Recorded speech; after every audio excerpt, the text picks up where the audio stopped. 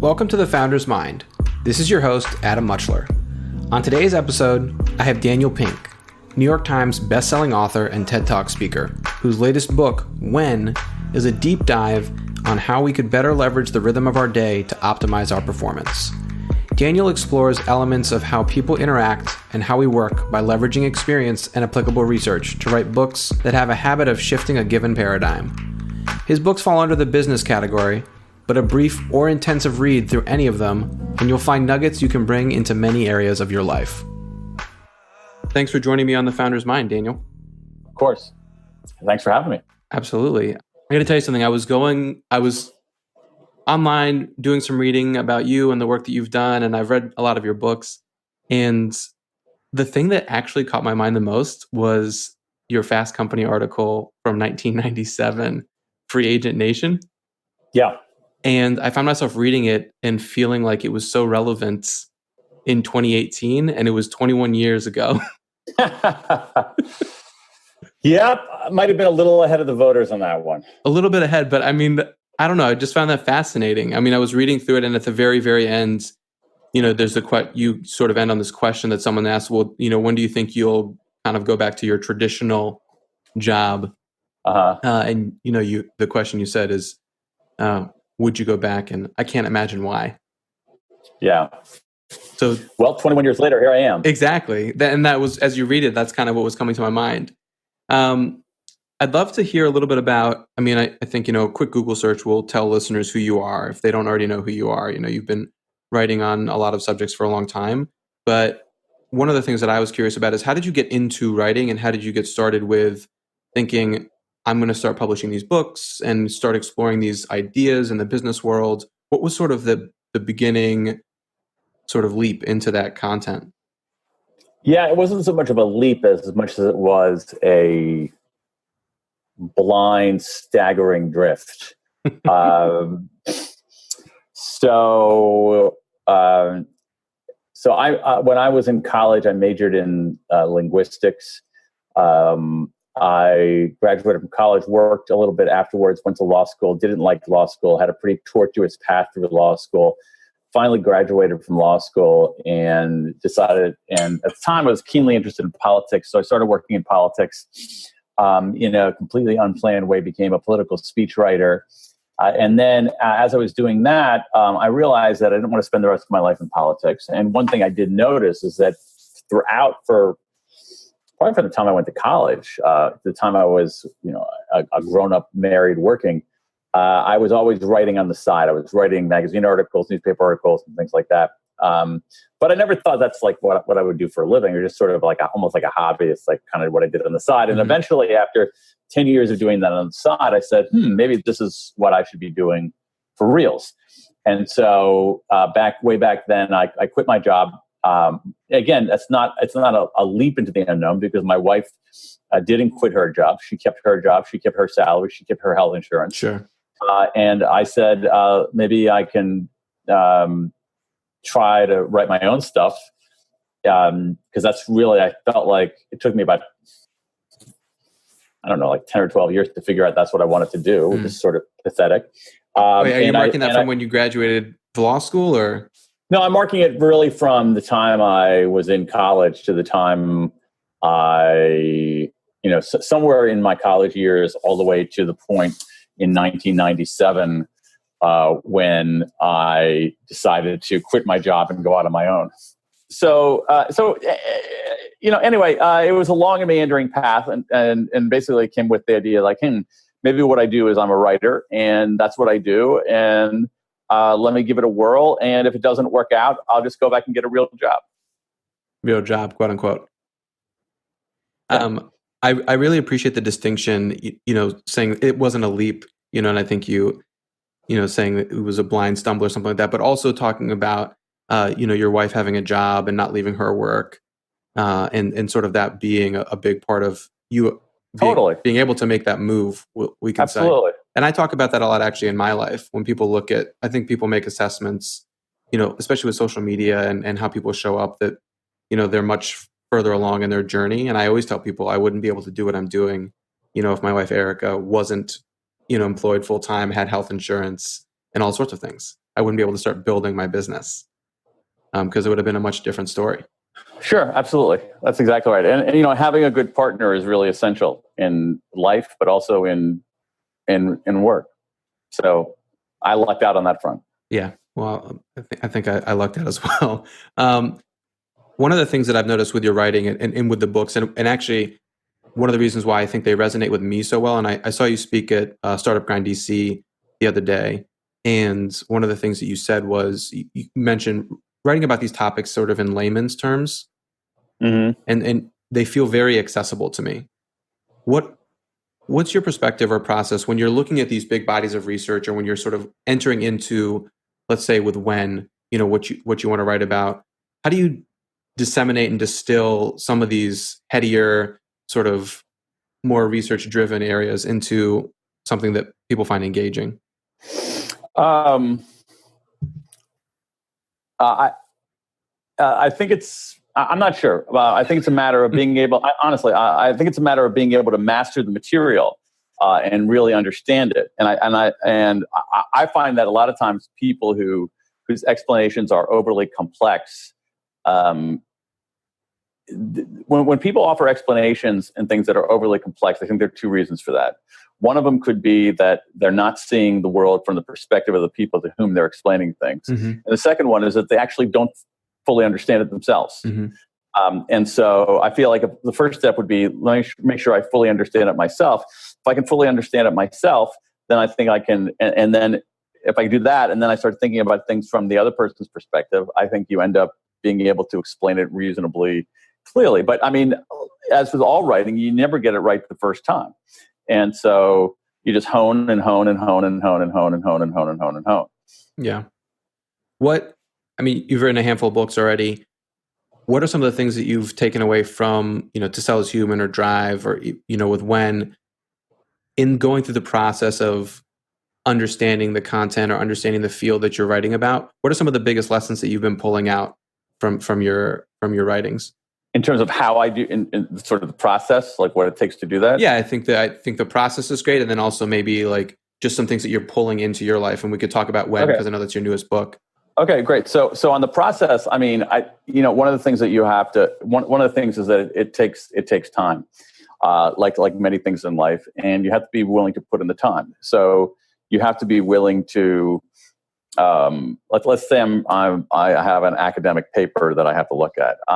You have to be willing to read it twice, 3 times, 4 times even, to try to explain it and then fail, and then try to explain it again and fail a little bit less intensely, and then try to explain it again. So it's just it's very time consuming. You really have to put in the hours in the chair to get it right. And so that's on the process. On the other stuff, I mean, I think that this book When has changed a lot of how I do my work significantly, because one of the things that book shows is that our cognitive abilities don't stay the same throughout the day. They change in some pretty significant ways, and the best time to do something depends on what you're doing. And so, I actually reoriented my schedule based on what I found in this book, in the research that I did for this book.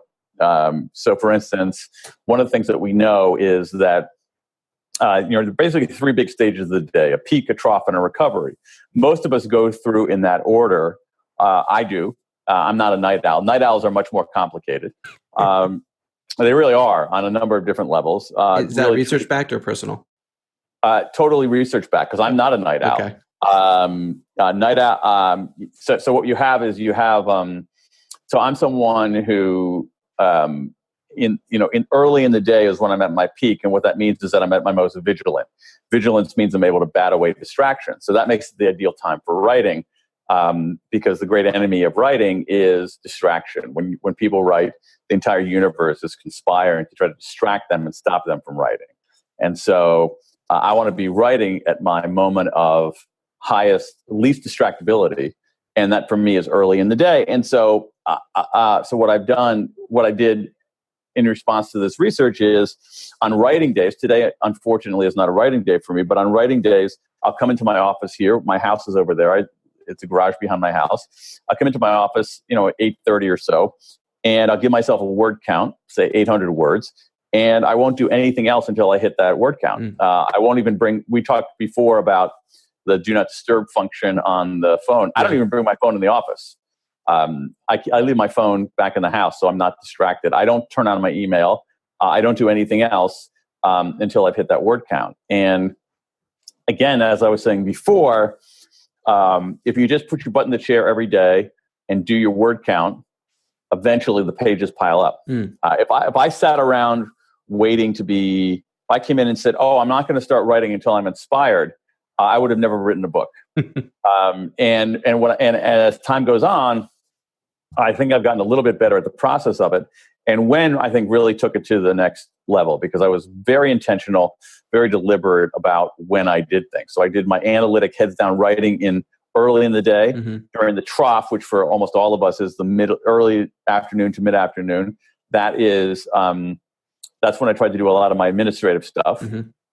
And then later in the day, during the recovery period, which is an interesting period because our mood is higher, but our vigilance is lower. That makes it a good time for things that require greater mental looseness. And I would do a lot of my interviews when I was, on your side of the microphone, not microphone, but I was on. So, when I was doing interviews, my interviews, I'm not an investigative reporter. I'm not trying to trap people in contradictions.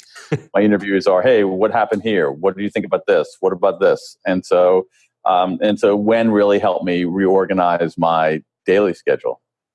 Yeah, no, I mean, it sounds like it. And I find some of the subjects in the book interesting when I think about, running my own business as an executive coach and in the leadership development space, but also working with founders. I work with a lot of startup executives and starting to look at where are the breakdowns that they have on their teams and in conversations or within their own process. And I think it's very interesting to sort of layer on all of the research that you've put into around, well, is it that certain activities are occurring in times that aren't ideal? Or, what is you mentioned night owl or someone's a morning person, where do you or your team fall in these buckets? Yeah, absolutely. I think those are a really important question to ask. I think they're really important questions to ask. And unfortunately, we're not asking them. And that's one of the things that I'm trying to do with this book is get people to ask the kinds of questions to actually bring these questions of timing and when to the table. So, I mean, the example I've used before, which is, I use it a lot. I've used it before because it drives me crazy, is you think about meetings in organizations. When we have meetings in organizations, the only criterion we use to schedule meetings is availability. Yeah. So we don't ask the questions that you're asking. We don't ask, hey, who's at this meeting? Are there going to be morning people, evening people, intermediate people? What do we want people to do at this meeting? Do we want them to be locked down and focused? Do we want them to be more creative or iterative? We don't even ask those questions. We just say, hey, who's available and is a conference room open? And that's how we schedule meetings. And it is a big mistake, especially on meetings when people spend so much darn time in meetings. It's unbelievable. Yeah. I think people used to say death by PowerPoint. Now it's definitely death by meeting, at least today.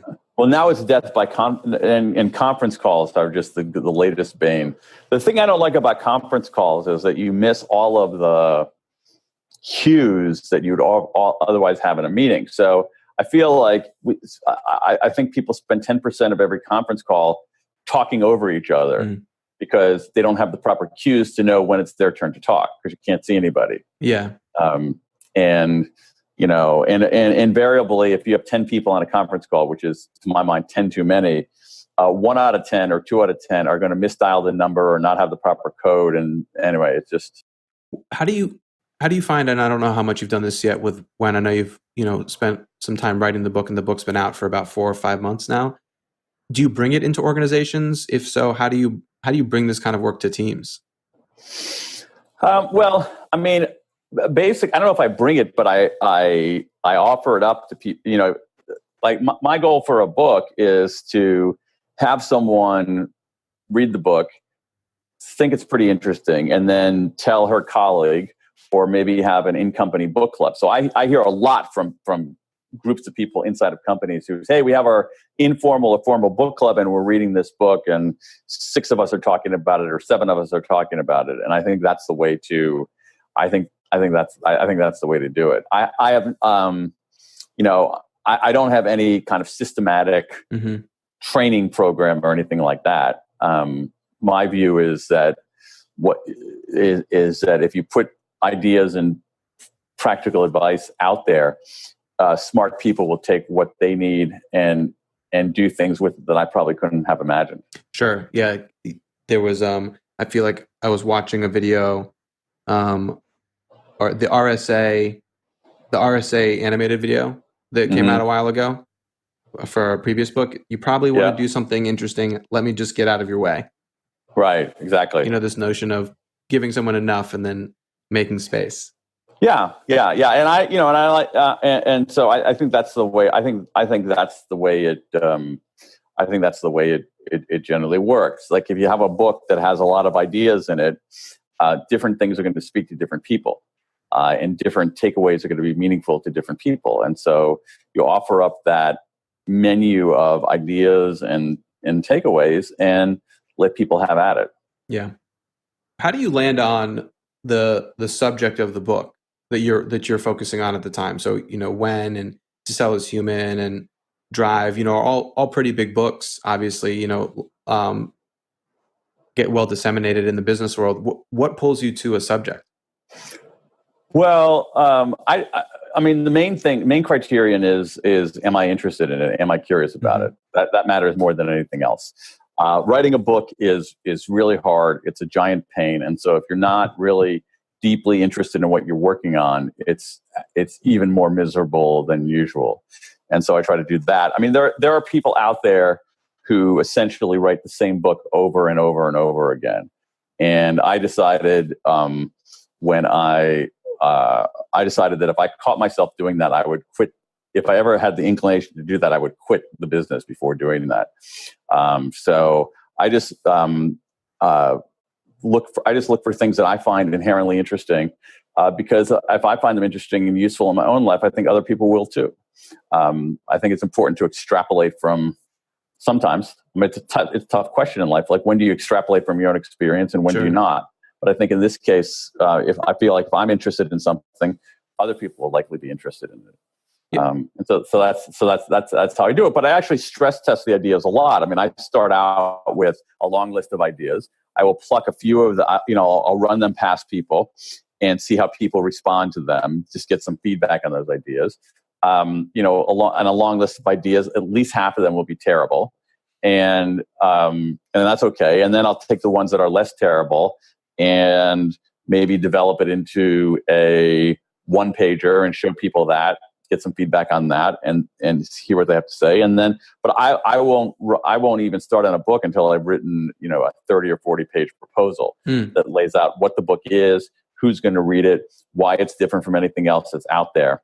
And that's just a way for me to stress test the idea. There have been many cases, not many, but there have been a few cases where I have started writing a book proposal, essentially finished it or gotten way, way into it, and decided that this is not something I wanted to work on, or this idea wasn't strong enough, or it wasn't going to work.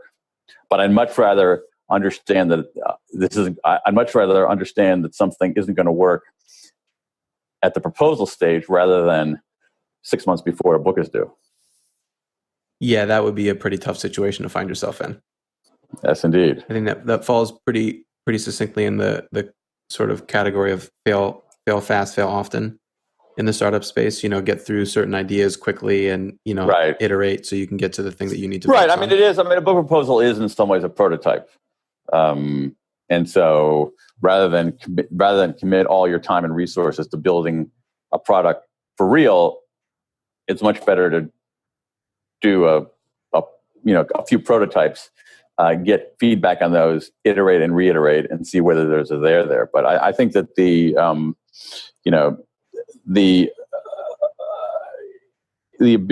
one thing that's important to learn that no one ever teaches you is how do you decide what not to do? And what you choose not to do, I think, is as important as what you choose to do. Yeah, what you choose not to do is just as important. Yeah. I think there's a really interesting when talking to founders and talking to people in general that have spent some time in the business world. Saying no is something that we don't practice effectively or very often, and there's this feeling that we need to say yes to a lot of things. Right. Because and there are all kinds of reasons for that. One reason is basically social pressure. We don't want to let people down. One reason is we have the fear of missing out.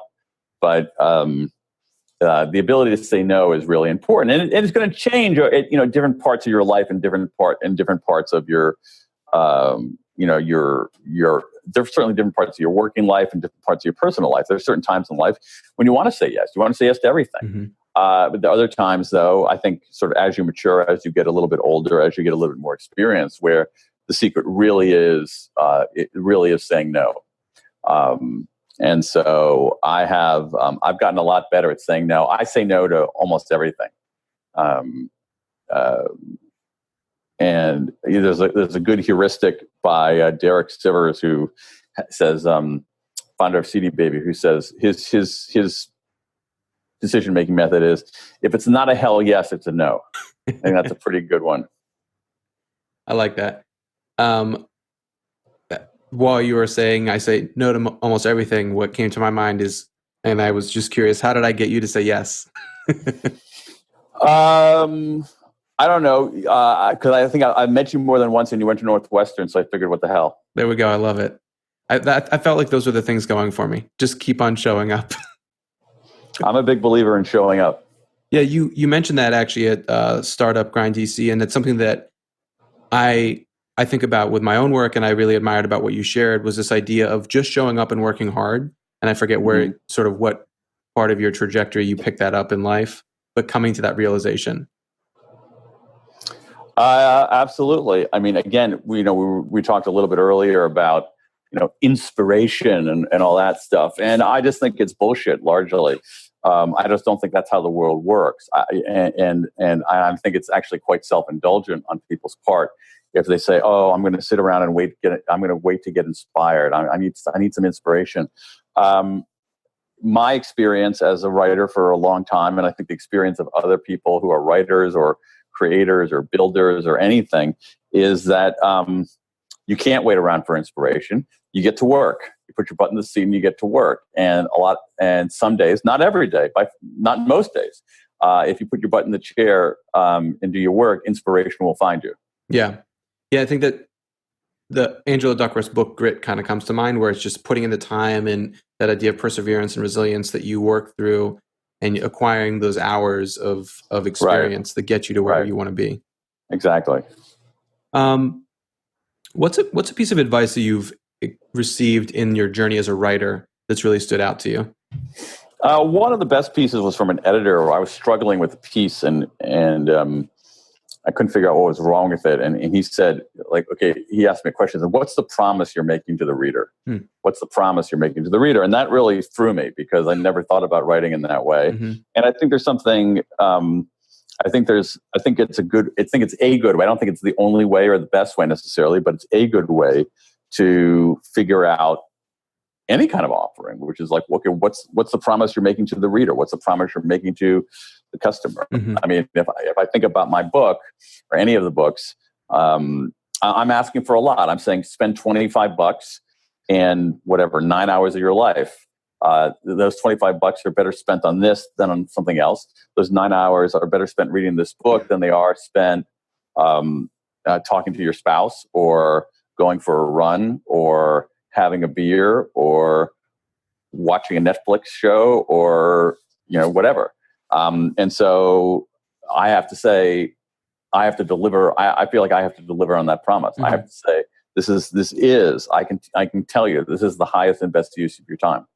And if you can't deliver on that promise, you're not going to be in the business for much longer. The trouble is that I think a lot of writers, especially in sort of the general category that I fall into, which is business, most books in the business space are not very good. Mm-hmm. They actually don't make much of a promise to a reader, and they don't deliver anything mm-hmm. to the reader. And the downside of that is that ends up polluting the whole pond. Yeah.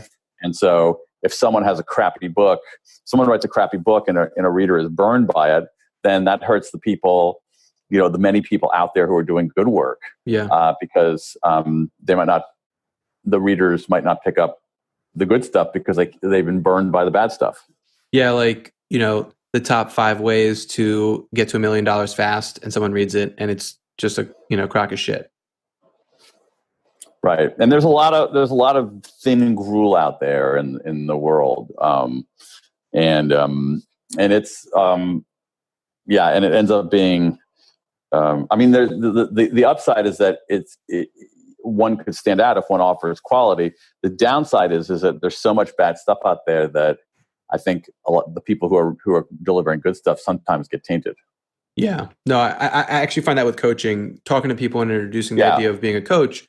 There are a lot of coaches out there. You can call yourself a coach. Exactly. You can also, find yourself like myself. Like I committed to an intense program. I've surrounded myself with people that have been doing the work for a long time, and have committed myself to years of sort of acquiring knowledge and skill and wisdom to be more effective as a coach. But there are people that just put a label on. Right. So it is very interesting in an unregulated space, determining what quality is. Right. What's something that you know now or these days that you wish you had known sort of at the beginning of your writing journey? That's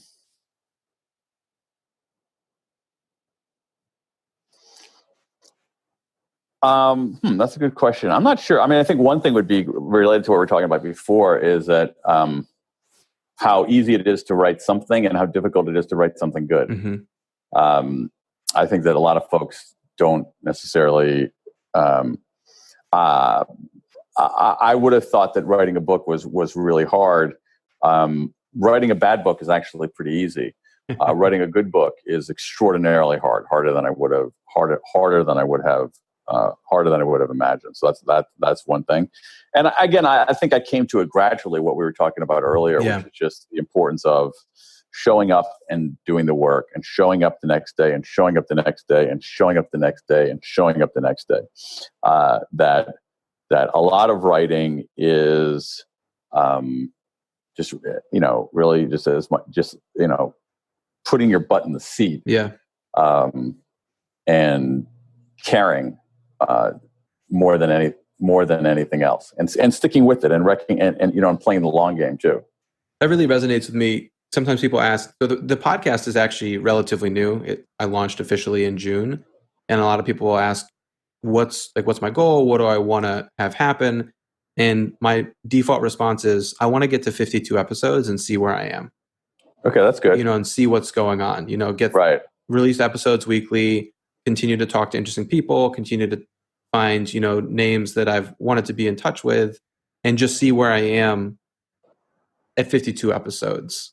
Right. Because I don't know what is going to come of it, and I don't know how it might evolve or what might grow, but just focusing on the process and the work, which I find interesting when you talk about your writing. Yeah, absolutely. Daniel, this has been really good. I really appreciate you making the time to be on the show. What's a great way for people to follow you? Where would you like people to follow you or look up? Just go to my website, which is www.danpink.com, DANPINK.com. A good way to follow what I'm doing is to subscribe to my email newsletter, which is free. Every issue includes 3 recommendations for books or podcasts or movies or tools, along with what I call a Pinkcast, which is a 90-second video with a research-based tip to work smarter or live better. Awesome. Well, thank you so much for being on The Founder's Mind, Daniel. Thank you for having me, Adam. Thank you for listening to this episode of The Founder's Mind. Check back later this week for a tangent episode where Daniel and I get a little political. We can't help it. We're based in DC, and discuss some other aspects of Daniel's work. To make sure you don't miss any awesome wisdom from guests and stay up to date on the most recent episodes of the show, be sure to visit thefoundersmind.com. You can also follow along on social at The Founder's Mind. If you like what you're hearing on the show, take a moment to rate and review. And a little bonus, if you leave your social handle in the review, I'll be sure to give you a shout out on The Founder's Mind social channels. Until next time, take care.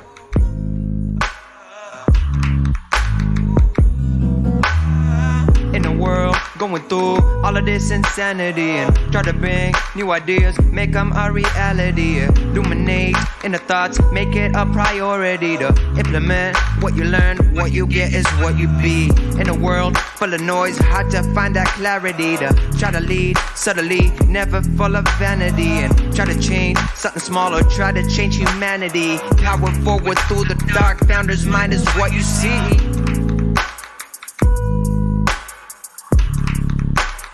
Founder's mind is what you see.